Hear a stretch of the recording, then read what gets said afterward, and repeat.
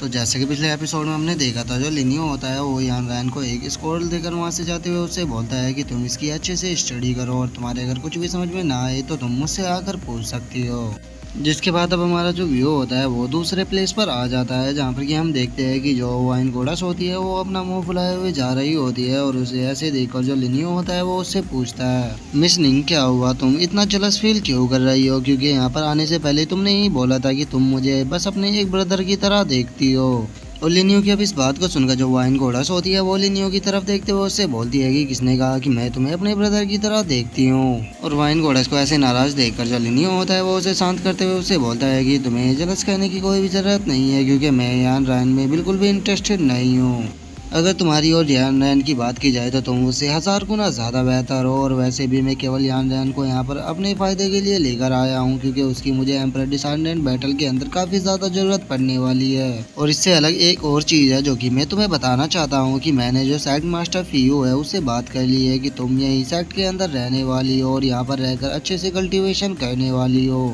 और अब लिनियो की इस बात को सुनकर जो इस वाइन गोडस होती है वो बहुत ही ज़्यादा शौक हो जाती है, और वो शौक होते हुए लिनियो से बोलती है कि क्या तुम मुझसे पीछा छुड़ाना चाहते हो। जो सुनकर अब जो लिनियो होता है वो वाइन गोडस के सर पर हाथ फेरते हुए उससे बोलता है कि तुम्हें पागलों वाली चीज़ें सोचने की कोई भी ज़रूरत नहीं है, मैं यहाँ पर केवल तुम्हें इसीलिए छोड़कर जा रहा हूँ क्योंकि तुम्हें अभी कल्टिवेशन की काफ़ी ज़्यादा ज़रूरत है, क्योंकि अभी मेरा साथ देने के लिए तुम्हारे पास इनफ पावर नहीं है। लेकिन अगर तुम यहीं फ्रिजन मून सेक्ट के अंदर रहोगी तो हो सकता है कि तुम जल्दी ही जो लॉर्ड रियलम है उसमें ब्रेक थ्रू कर जाओ। और इतना बोलकर अब जो लिनियो होता है वो अपने मन में सोचता है कि ये बिल्कुल भी नहीं बदली है, जिस तरह से पास्ट में थी ये वैसी ही आज भी है। और अब लिनियो के इस तरह की बातों को सुनकर जो वाइन घोड़स होती है वो भी काफ़ी ज़्यादा खुश हो जाती है, और वो खुश होते हुए लिनियो से बोलती है कि ठीक है, अगर ये बात है तो फिर मैं यहाँ पर रुकने के लिए तैयार हूँ और मैं तुम्हारा यहाँ पर इंतजार करूँगी वापस आने का। जो सुनकर अब जो लिनियो होता है वो वाइन घोड़स से बोलता है कि ठीक है, मैं वादा करता हूँ कि मैं जल्दी ही तुमसे मिलने के लिए आऊँगा, लेकिन अब तुम्हें यहाँ से जाना चाहिए क्योंकि मुझे अभी भी काफ़ी सारे काम है जो कि निपटाने के लिए जाना है। जो सुनकर जो वाइन घोड़स होती है वो जाते हुए लिनियो से बोलती है कि ठीक है, तो फिर मैं यहाँ से जा रही हूँ।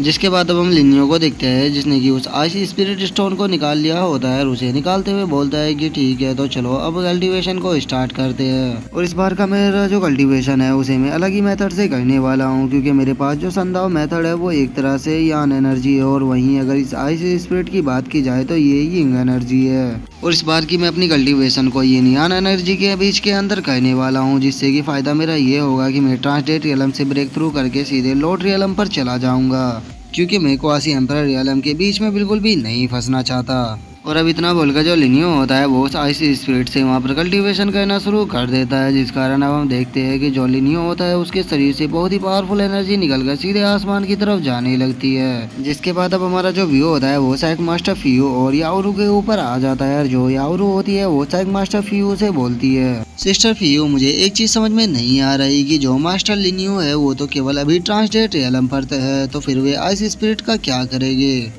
और याओरू की इस बात को सुनकर जो फीयू होती है वो थोड़ा सोचते हुए बोलती है कि मास्टर लिनियो इस तरह के इंसान है जिसके बारे में कुछ भी नहीं कहा जा सकता, और हमें नहीं पता कि वो साइज स्पिरिट का क्या कहने वाले हैं, लेकिन मुझे लगता है कि वे उससे कुछ बड़ा ही करेंगे। और फीयू इतना बोल ही रही होती है, लेकिन तभी उसे किसी धमाके की आवाज़ आती है, जिस धमाके को सुन के वे दोनों थोड़े शौक हो जाती है, और वे शौक होते हुए बोलती है कि आखिर ये धमाका कैसा था। लगता है कि ब्लेजिंग फायर सेक्ट के लोगों ने दोबारा से हमारे सेक्ट के ऊपर हमला कर दिया है, तो हमें वहाँ पर जल्द से जल्द पहुँचकर वहाँ पर देखना होगा कि आखिर वहाँ पर हुआ क्या है। और इतना बोलकर जो फीयू और याओरू होती है वे दोनों उसी प्लेस पर आ जाते हैं जहाँ पर कि जो लिनियो होता है वो कल्टीवेशन कर रहा होता है। और अब लिनियो को वहाँ पर देखकर जो फीयू होती है वो काफ़ी ज़्यादा शौक हो जाती है, और वो शौक होते हुए बोलती है कि ये तो मास्टर लिनियो का ओरा था, लेकिन इनका ओरा इतना ज़्यादा स्ट्रेंज क्यों है, क्योंकि मास्टर लिनियो तो केवल ट्रांसडेट रियलम पर है, और ट्रांसडेट रियलम के किसी भी बंदे का ओरा आज तक मैंने इतना ज़्यादा पावरफुल नहीं देखा। और फीयू की अब इस बात को सुनकर जो याओरू होती है वो फीयू से बोलती है कि सिस्टर फीयू, मुझे लगता है कि जो लिनियो है वो आइस स्पिरिट से कल्टीवेशन कर रहा है, इसीलिए उनका जो ओरा है वो इतना ज़्यादा स्ट्रेंज हो गया है। और अब याओरू की इस बात को सुनकर जो लिनियो होता है वो मुस्कुराते हुए याओरू से बोलता है कि सिस्टर याओरू, आप बिल्कुल सही कह रही हो, आइस स्पिरिट से कल्टीवेशन करने के कारण मेरा जो ओरा है वो काफ़ी ज़्यादा पावरफुल हो चुका है, इसीलिए मैं लिनियो आप दोनों का शुक्रिया अदा करना चाहता हूँ, क्योंकि आप दोनों के कारण मैं काफ़ी आसानी से ट्रांसडेट रियलम के 3rd लेवल पर ब्रेक थ्रू कर पाया हूँ। और अब लिनियो की इस बात को सुनकर जो फीयू और याओरू होती है वे दोनों लिनियो के पास में आ जाती है।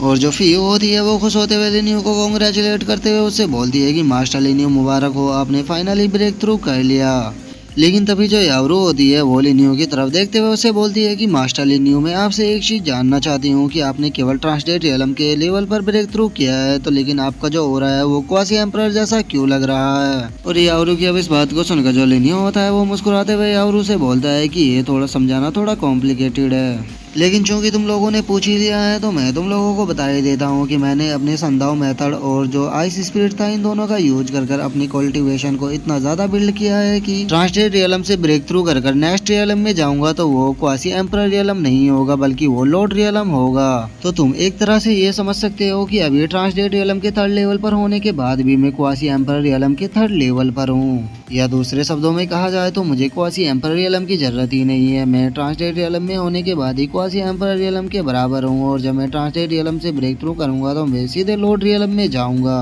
और अब लिनियो की इस तरह की कल्टीवेशन के बारे में सुनकर जो फीयू और जो यावरू होती है वे दोनों बहुत ही ज्यादा शौक हो जाती है। वे शौक होते हुए बोलती है कि क्या इस तरह की टेक्निक एग्जिस्ट भी करती है। जो सुनकर अब जो लिनियो होता है वो फुल एटीट्यूड मारते हुए उन दोनों से बोलता है कि ये एक न्यू टेक्निक है जो कि मैंने अभी अभी ही बिल्ड की है, जिसे कि तुम लिनियो टेक्निक भी कह सकते हो। और इस लिनियो टेक्निक के अंदर हम एक रियलम को छोड़कर तो सीधे दूसरे रियलम में जा सकते हैं, लेकिन इस टेक्निक को परफॉर्म करने के लिए मुझे तुम्हारा जो आइस स्पिरिट था उसे पूरे के पूरे को एब्जॉर्ब करना पड़ा है। और अब पूरे आइस स्पिरिट को एब्जॉर्ब करने का नाम सुनकर जो यावरू होती है वो बहुत ही ज्यादा शौक हो जाती है और वो शौक होते हुए बोलती है कि क्या तुम मजाक कर रहे हो, तुमने पूरे आइस स्पिरिट को एब्जॉर्ब कर लिया।